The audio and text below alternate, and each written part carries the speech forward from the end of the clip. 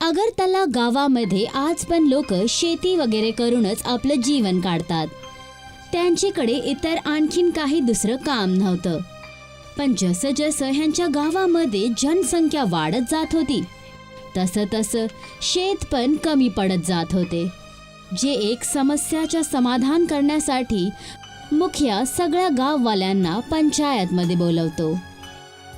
तसं तर पंचायत प्रत्येक वेळेस वैयक्तिक भांडणं सोडवण्यासाठी बोलवले जायची, पण ह्या वेळेस समस्येसाठी बोलवली आहे. ती आपल्या सगळ्या गावकऱ्यांची समस्या बनली आहे. आपल्या सगळ्यांची समस्या? पण आम्हा शेतकऱ्यांना तर काहीच समस्या नाहीये. अच्छा, तर तुझ्या शेतात होणारं उत्पन्न तुझ्या पूर्ण परिवाराला पुरतं सगळं ते? नाही होत मालिक. पहिले घरात 4 लोक होते, पण जेव्हापासून 2 मुलांचं लग्न झालं आहे आणि मुलं झाले आहेत, अन्नाची खूप कमी झाली आहे. तर ही काय समस्या नाही आहे का? आणि अशी ही समस्या सगळ्यांच्या घरी चालू आहे. बरोबर आहे मालिक. समस्या काय? हे तर मोठं संकट आहे. मी तर काही वेगळंच समजलं होतो. मला माफ करा. तर कोणाकडं याचा काही उपाय आहे? कारण आपल्या घरामध्ये सदस्य तर वाढतच जातील, पण आपल्या गावात तेवढंच शेत आहे जेवढं 20 वर्षापूर्वी होतं.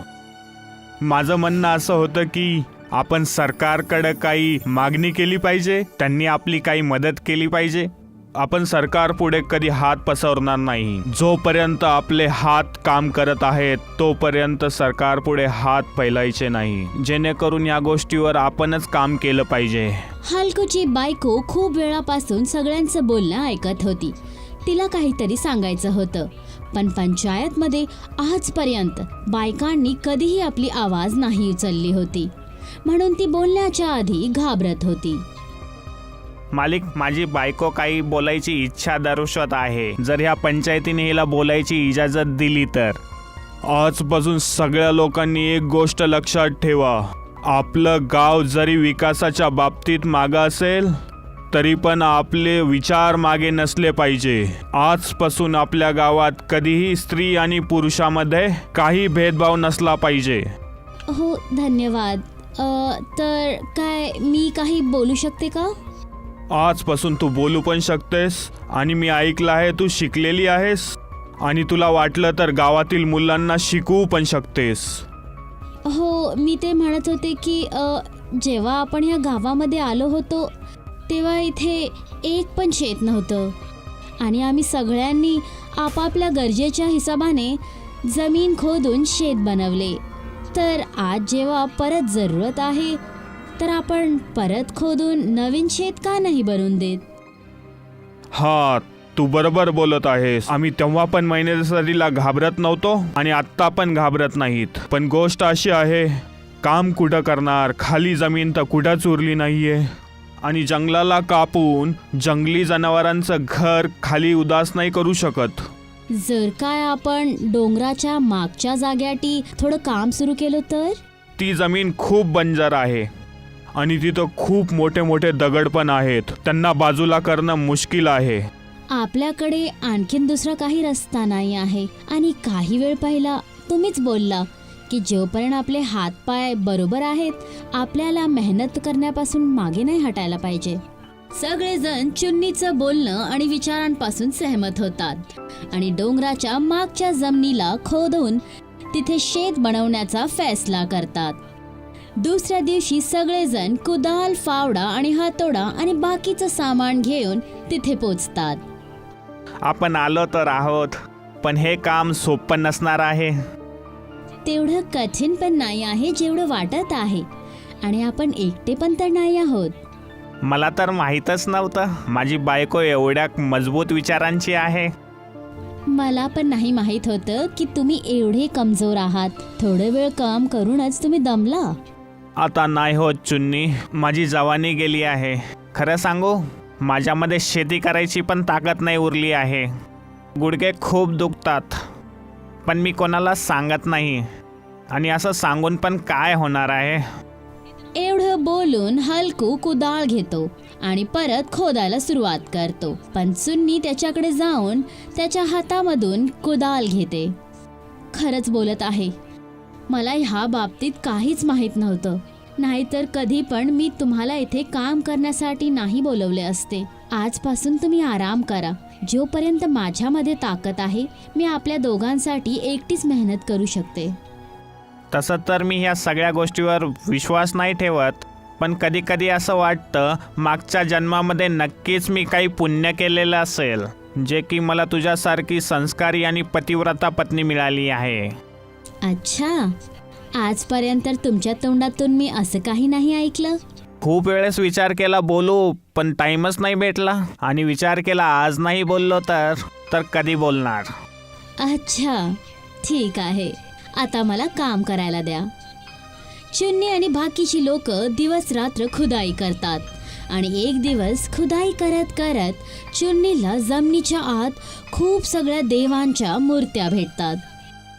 सगळेजण इकडे या, लवकर या. मूर्त्या पाहून सगळेजण आनंदात येतात. ही फक्त देवांच्या मूर्त्या नाहीयेत, खरं तर हे देवाचा सगळ्यांना आशीर्वाद भेटला आहे. आता आपण सगळे मिळून मंदिर बनवून या मूर्त्यांना गावामध्ये स्थापित करूयात. गाववाले मिळून आपल्या हाताने गावामध्ये 4 मंदिर बनवतात आणि 4ही मूर्त्यांना वेगवेगळ्या मंदिरमध्ये स्थापित करून देतात. जेव्हा आजूबाजूला ही खबर पसरते तर दूर दूरून लोक ह्या मूर्त्यांची दर्शन करण्यासाठी येतात. अरे वा, एवढी सुंदर मूर्ती तर मी आजपर्यंत नाही बघितली. असं वाटत आहे देवाने स्वतःच दर्शन दिलं आहे. बरोबर बोललात. जेव्हा आम्ही यांना पहिल्यांदा बघितलं होतं तेव्हा आम्हाला पण असंच वाटलं होतं. हे मी काही पॅकेट अगरबत्ती घेऊन आलोय. इथं हे देवळातच ठेवतो. तुम्ही याला दररोज लावत जा. मुखिया बघतो की जे सगळे जण बाहेरून दर्शनसाठी येतात तेव्हा ते अगरबत्त्या बाहेरूनच विकत घेऊन येतात. ज्याने त्याच्या डोक्यामध्ये एक विचार येतो आणि तो परत गाववाल्यांना एकत्रित करतो. हे बघा, मी आज सगळ्यांचा जास्त वेळ नाही घेणार आहे. फक्त एवढंच बोलायचं आहे की आपल्या गावात जे लोक दर्शनासाठी येतात आणि अगरबत्ती बाहेरून आणतात, पण त्याच अगरबत्ती आपण स्वतः बनवल्या तर कसं होईल? खूप चांगली गोष्ट आहे, पण अगरबत्ती बनवणार कसं आपण? आपण अगरबत्तीचे झाड लावायचे. अगरबत्तीचे झाडं? पण कसे? हे बघा, अगरबत्तीमध्ये बांबूच्या लाकड्यांचा प्रयोग होतो आणि सुगंधासाठी गुलाबाची फुलं. आपण ह्या दोघांची शेती करू. बाकी गाय तर आपल्या सगळ्यांच्या घरी आहे. त्याचं शेण उदबत्तीसाठी सगळ्यात छान असतं. तुझे विचार खरंच खूप चांगले आहेत. हलगू, तुझी पत्नी खूप समजूतदार आहे. काय विचार करून लग्न केलं होतंस तू? मी पण हाच विचार करत आहे की माझ्यासारख्याला अशी बायको कशी मिळाली. कशी पण भेटू दे, तुझ्याबरोबर हिनं गावाचा पण भलं केलं आहे. ते सर्वजण आपापल्या शेतामध्ये बांबूचे झाड आणि गुलाबचे पौधे लावतात. काहीच वेळानंतर हे पौधे तयार होऊन जातात. बांबू आता तयार झालं आहे. आपण ह्या कोमल बांबूपासूनच उदबत्त्या तयार करूया. सर्वजण आपापल्या उगवलेल्या बांबूंना कापायला लागतात आणि त्यांना बारीक बारीक कापून उदबत्त्यांच्या नापाचे तुकडे बनवतात. ह्यानंतर गाईच्या शेणाला गुलाबाच्या पाण्याने गुंतून त्याचा लेप बांसच्या तुकड्यांवर चढवलं जातं आणि उदबत्त्या बनवून तयार करून दिली जाते. आपण छोटासा लघु उद्योग बनवला आहे. आता लवकरच ही गोष्ट लोकांपर्यंत पोहोचली पाहिजे, कारण जे पण मंदिरामध्ये येतील ते अगरबत्ती इथूनच विकत घेतील. आता जो पण श्रद्धाळू बाहेरून तिथे दर्शनसाठी यायचे, गाववाले त्यांना गावची बनलेली उदबत्ती विकत घेण्यासाठी सांगायचे. आणि हळूहळू सगळ्यांना हे कळून जातं की अगरतल्ला गावाच्या लोकांनी उदबत्त्या बनवायला सुरुवात केली आहे, ज्याने गावापासून दूर एक उदबत्ती बनवणाऱ्या माणसाचा खूप नुकसान व्हायला लागतो. आजपर्यंत शिवम नावाचीच अगरबत्ती प्रत्येक मंदिरात लावल्या जायची, पण जेव्हापासून अगरतलावाल्यांनी अगरबत्ती बनवायला सुरुवात केली आहे तेव्हापासून शिवम नावाची अगरबत्ती विकायचीच बंद झाली आहे. काहीतरी दिमाग लावावं लागेल. शिवमला जेव्हा दुसरा कोणताच पर्याय सुचत नाही तर तो गावामध्ये येऊन इकडच्या मुखियाला ह्या गोष्टीबद्दल सांगतो. मुखियाजी, तुम्ही तर खूप वर्षापासून मी बनवलेल्या अगरबत्ती मंदिरामध्ये लावायचे, ह्यामुळं मला माझ्याबद्दल सांगायची गरज नाही आहे.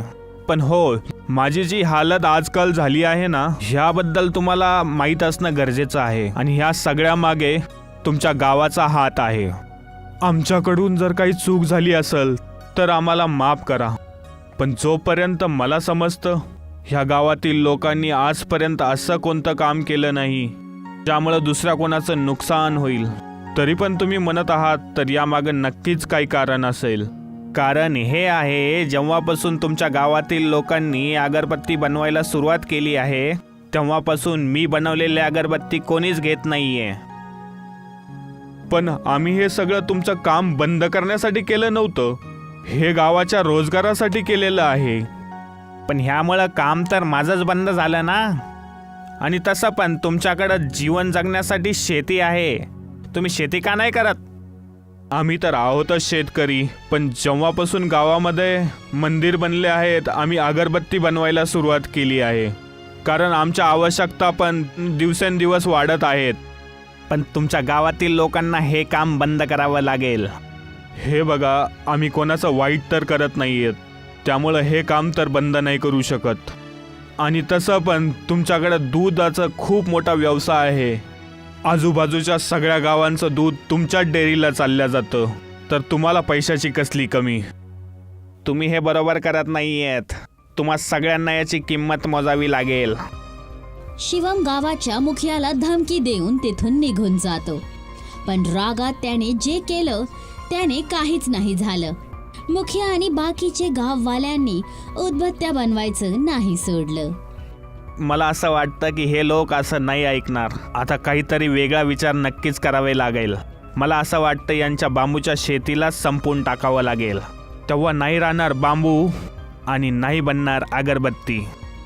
आता शिवम रात्री गपचूप एक मशाल घेऊन गाववाल्यांच्या शेतांमध्ये जातो आणि एक एक करून सगळ्या बांबूच्या झाडांमध्ये आग लावून टाकतो. आणि बघताच बघता सगळे झाड आगमध्ये जळून राख होऊन जातात.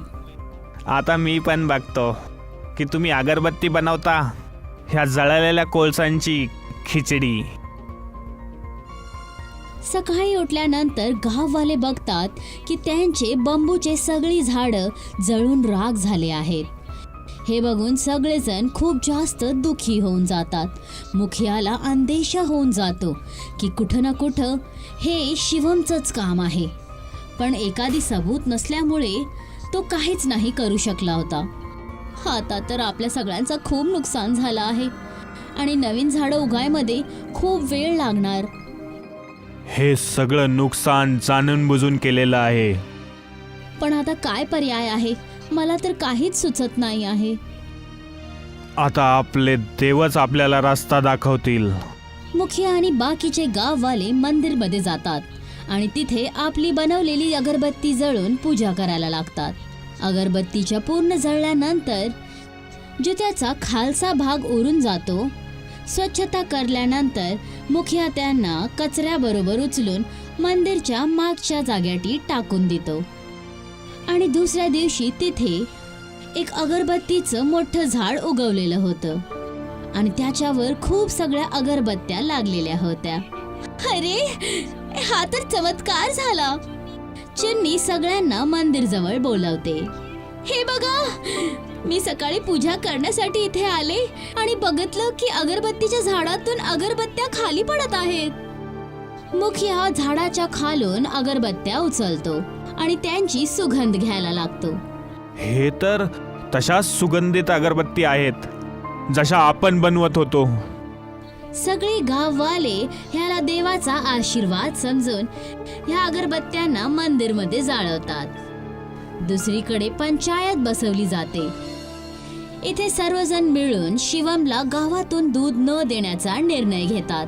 ज्याप्रमाणे त्या दिवशी शिवमने तुम्हाला धमकी दिली होती, मला तर असंच वाटत आहे आपल्या शेतात आग त्यांनीच लावली असेल. का नाही आजपासून आपण आपल्या गावचं दूध देणंच बंद करू, तेव्हा त्याची अक्कल जागेवर येईल. बरोबर बोललास तू. अशा लोकांसोबत असंच वागलं पाहिजे. जेव्हा ही गोष्ट शिवमला कळते तर तो गावामध्ये येऊन सगळ्यांकडून माफी मागतो आणि आतापासून सगळ्यांना त्यांच्या दुधाची बरोबर किंमत देण्याची पण गोष्ट करतो. सर्वजण त्याला माफ करतात. आजपासून मी तुमच्याबद्दल कधीच वाईट विचार नाही करणार. सगळ्या लोकांबरोबर शिवम पण झाडातून अगरबत्त्या घेऊन मंदिरमध्ये पूजा करतो.